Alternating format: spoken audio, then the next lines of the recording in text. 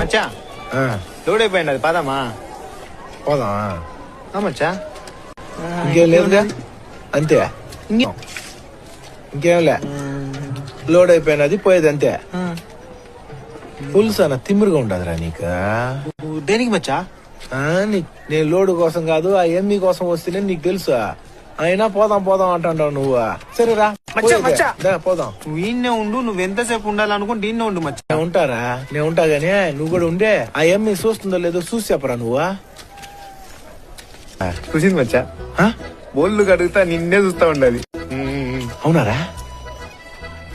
రే నన్ను హ్యాపీ చేసేదానికి అబద్ధం ఆడుతాండవు కదా. అవును మచ్చా.